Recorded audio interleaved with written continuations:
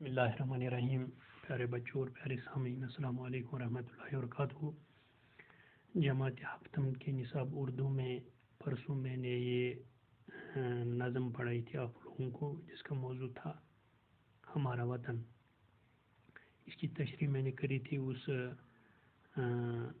Class में आप लोगों को। अब मैं इस नज़म के जो सवालात हैं वो मैंने करके रखे हैं, तो ये मैं आप लोगों को सुनाऊं कि इन सवालात के जवाब क्या हैं। पहला सवाल है इसका, वतन को शायर ने जन्नत का टुकड़ा क्यों कहा है। इसका जवाब है, शायर ने वतन को इसलिए जन्नत का टुकड़ा कहा क्योंकि ये वतन रंग बिरंगे फूलों, सरसब्ज जंगलों, पेड़ पौधों और जानवरों से भरा हुआ है, इसलिए वतन को जन्नत का टुकड़ा कहा है शायर ने। दूसरा सवाल है, शायर ने वतन से अपनी मोहब्बत का इजहार किस तरह किया है। इसका जवाब है, शायर ने वतन से अपनी मोहब्बत का इजहार इसकी हर चीज़ को दिलकश कहकर किया है। वो कहते हैं, यानी शायर कहते हैं कि मुझे अपनी वतन से ज़्यादा कोई चीज़ प्यारी नहीं है। तो तीसरा सवाल है, हमें अपने वतन की खूबसूरती को कायम रखने के लिए क्या करना चाहिए।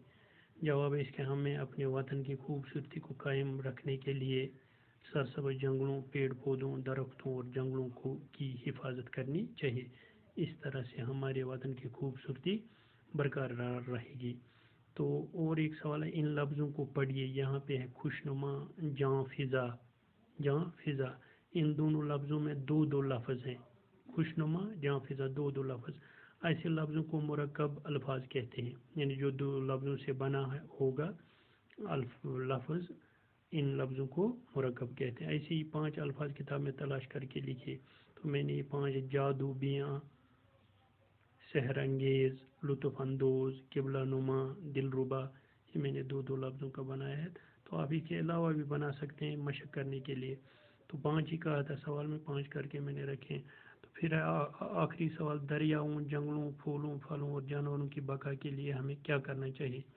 तो दरियाओं, जंगलों, फूलों, फलों और जानवरों की बका के लिए हमें माहौल के तवाज़ुन को बरकरार रखने की हर मुमकिन कोशिश करनी चाहिए, ताकि हम खुद भी महफूज रह सकें और हमारा माहौल भी साफ़ सुथरा रहे, महफूज रहे। और इस वतन की या पूरी दुनिया की खूबसूरती इसी में है कि हम जंगलों, दरियाओं, फलों, फूलों और जानवरों की बका के लिए हर मुमकिन कोशिश करें।